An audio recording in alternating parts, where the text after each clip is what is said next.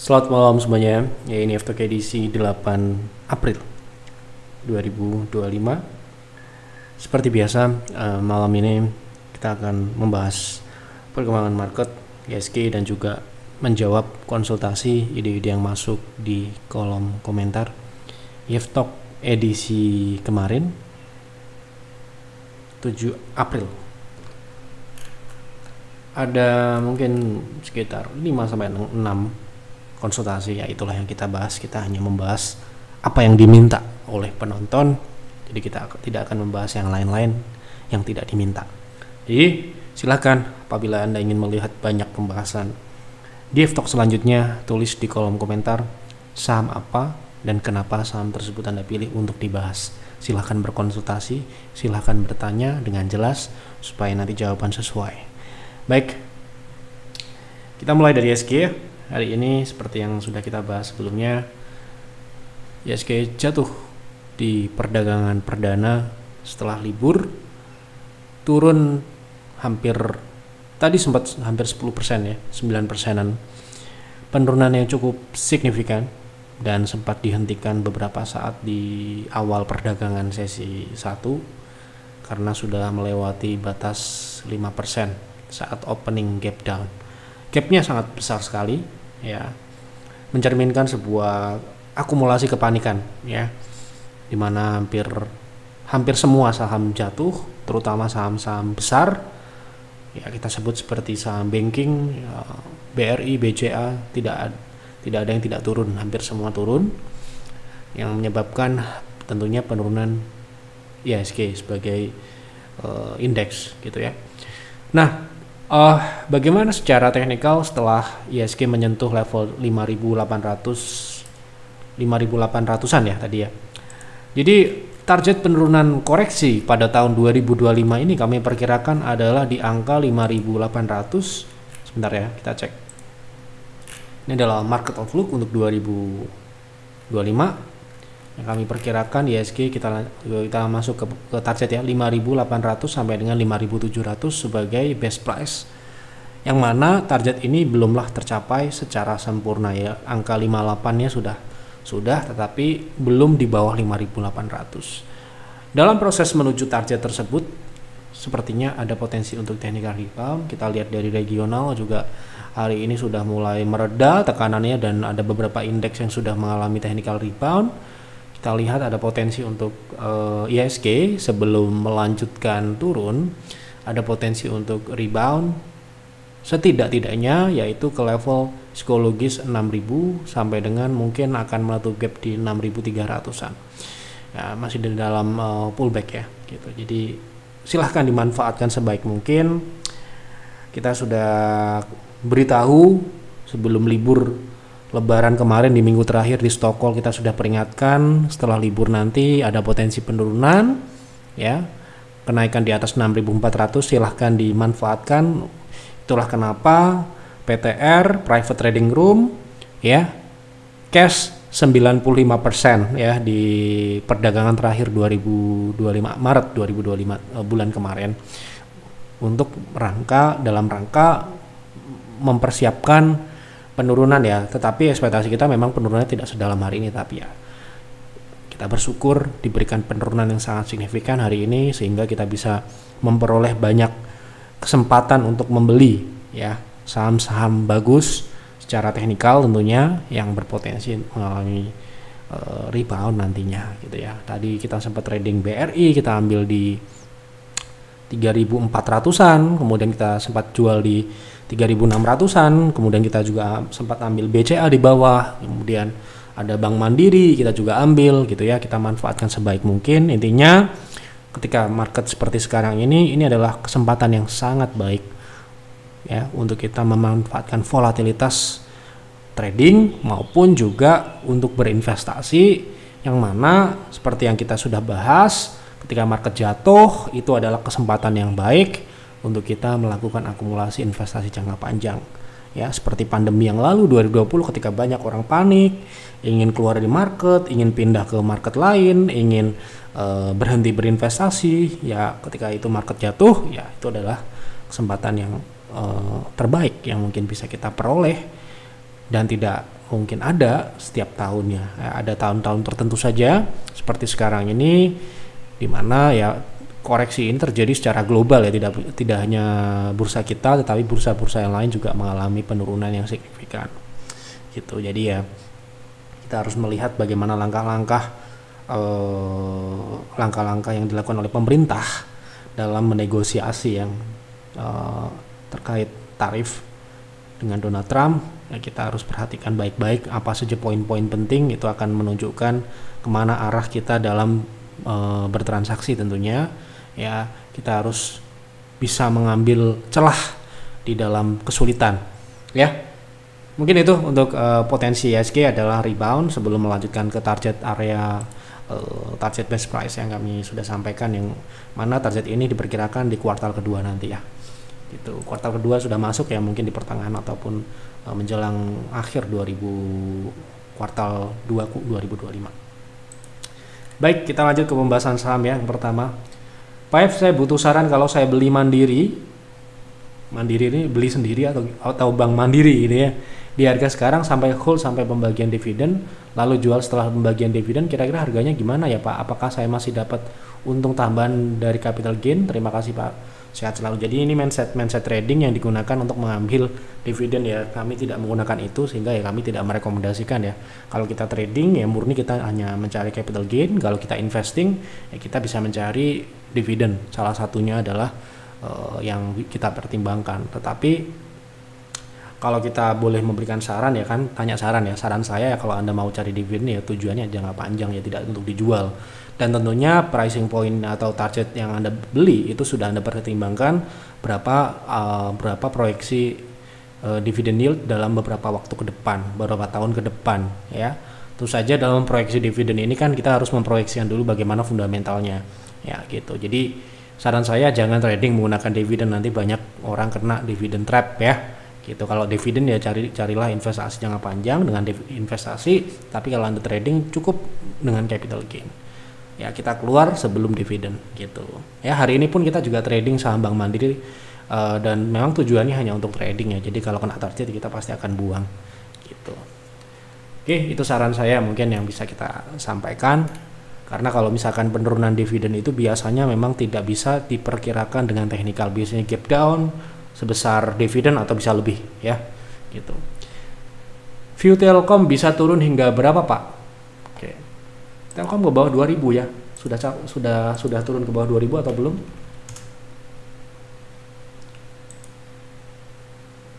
Oke, kita lihat ya.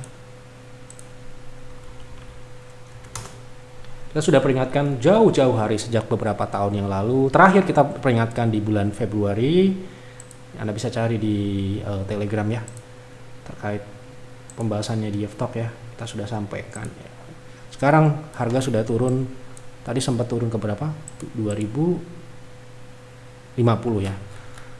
Ini juga proses turun ke bawah 2000 ya, karena saham ini juga secara performance fundamentalnya memang layak untuk turun ya.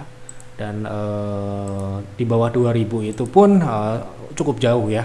Kalau kita bicara 1800, 1500 itu sangat memungkinkan untuk secara teknikal jangka pendek menengah untuk dapat dicapai oleh saham ini dengan potensi pembentukan double top. Double top ini bisa membawa saham ini turun ke bawah 1800 ya. Jadi kalau kita lihat view-nya masih ke bawah, namun sekali lagi ini trading. Kalau trading ya hari ini pun sebenarnya memberikan peluang yang cukup baik. Meskipun ya Anda bisa tunggu lagi di bawah kalau Anda nggak dapet ya, di bawah yaitu di 1800-an ya. Itu adalah mungkin area setelah 2000. Kalau di 2000 ini upside-nya mungkin ya tentu saja lebih kecil ya daripada misalkan Anda bisa ngambil di 2050 tadi, upside-nya hanya 9%. Sedangkan kalau sudah kena ekstensi 1,2, offsetnya bisa 20% lebih.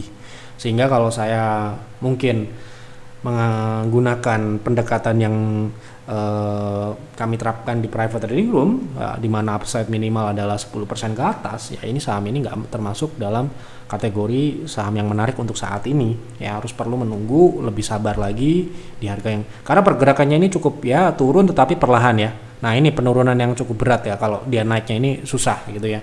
uptrendnya nanti akan cukup lama gitu ya. Kalau kita ingin turun itu turun sedalam-dalamnya, secepat-cepatnya, supaya nanti recovernya juga cepat gitu. Kalau turunnya pelan-pelan itu yang harus berhati-hati gitu. Ini untuk view jangka menengah panjang ya. Kalau untuk jangka pendek ya Anda manfaatkan saja kalau dia turun ke 1800-an untuk swing trade, memanfaatkan pullback minor gitu ya.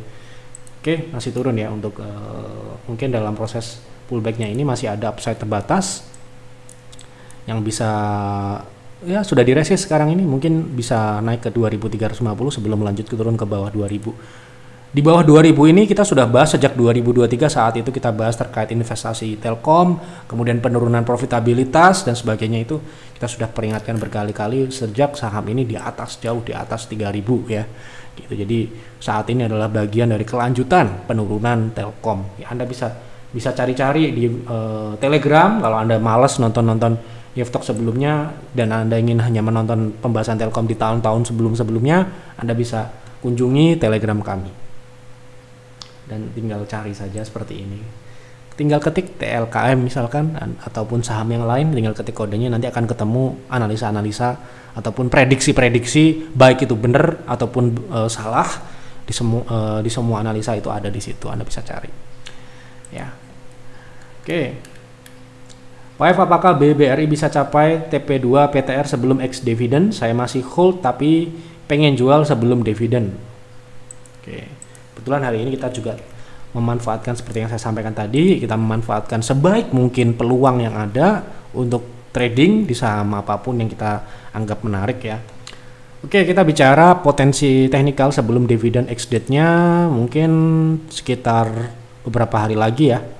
Hari Jumat ya, sekarang hari Selasa, Rabu, Kamis ya, ada 2 harian ya. TP2 kita cek dulu sebentar, saya juga tidak hafal ya. Kita cek dulu TP yang ada di private trading room. Kita lihat BBRI,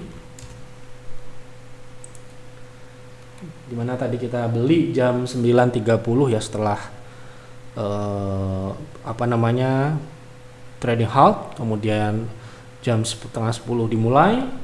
Transaksi kita pertama adalah, salah satunya adalah saham BRI. Target kita nggak muluk-muluk ya di 3680 tipe 1, tadi sudah sempat naik ke 3700, jadi seharusnya bisa dapat profit.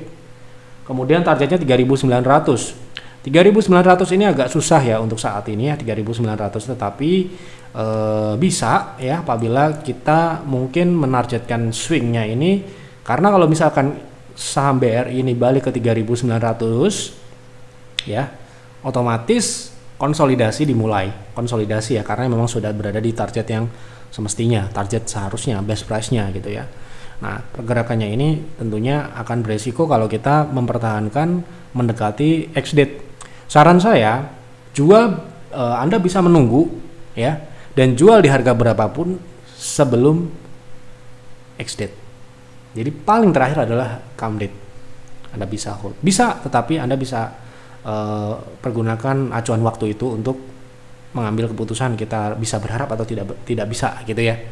Nah, Anda bisa berharap naik ke 3900, tapi kalau tidak bisa tercapai Anda bisa jual, bisa, tetapi karena dividen yang kita hindari ya gitu. Kalau untuk trading ya, kalau investing ya kita dapat gitu ya, karena kita kemarin di peer pun juga akumulasi di 3400 3300 dalam rangka untuk mencari dividen ya, yield yang kita harapkan sudah tercapai di angka-angka tersebut gitu ya. Kalau harga sekarang tentunya yieldnya cuma berapa persen gitu ya, di bawah jauh gitu kalau kita mau ambil dividen gitu. Nah, makanya kalau Anda trading tujuannya fokus di trading di capital gain-nya aja, dapat apa enggak keluar sebelum ex date, itu saran saya. Anda boleh pakai, boleh juga enggak gitu ya, enggak ada paksaan ya. Yang jelas kita sudah merekomendasikan di momentum terbaik untuk beli. Oke, lanjut ya. Tolong bahas saham apa ini? Oh ya, terlewat sepertinya ya. Oh, BCA, sorry. Malam Pak Yef, maaf lahir batin. Sama-sama ya. Izin konsultasi terkait BBCA atau BBRI bisa kembali ke harga rekomendasi PTR lagi. Saya tadi telat masuk.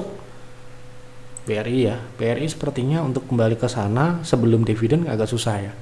Itu mungkin 3.500-an Anda bisa dapat. Sebentar kita cek di H4. Mungkin Anda bisa dapat di 3590, paling mentok di 3520 ya. Gitu untuk buy on weakness, tetapi untuk kembali ke harga di bawah 3.500 agak berat ya untuk saat ini. Karena ini pullbacknya ini sepertinya besok akan berlanjut ke paling tidak ke gap 3.800-an gitu ya. Oke, untuk BCA tadi kita juga sempat beli ya BCA. Kita sempat masuk juga BCA. Tapi belum kena target sepertinya. Ya, ini kita masuk BCA juga jam 9.33 jam. Pokoknya di awal perdagangan setelah sempat dihentikan tadi, kita masuk setelahnya ya. Kita masuk di 7650 ini targetnya. Sekarang harga BCA masih di harga beli atau sudah naik? Oh, sudah naik ya. Tapi sepertinya bisa ya dapat di situ sebentar. Anda masih bisa dapat di mungkin di 7650 ya, 7650, 7625 itu masih bisa ya kalau Anda mau masuk di harga situ. Kalau BRI agak susah. Gitu, oke. Anda bisa konsultasikan ke advisor ya kalau Anda member PTR. Oke. Lanjut ya. Tolong bahas saham laba untuk trading LABA, oke.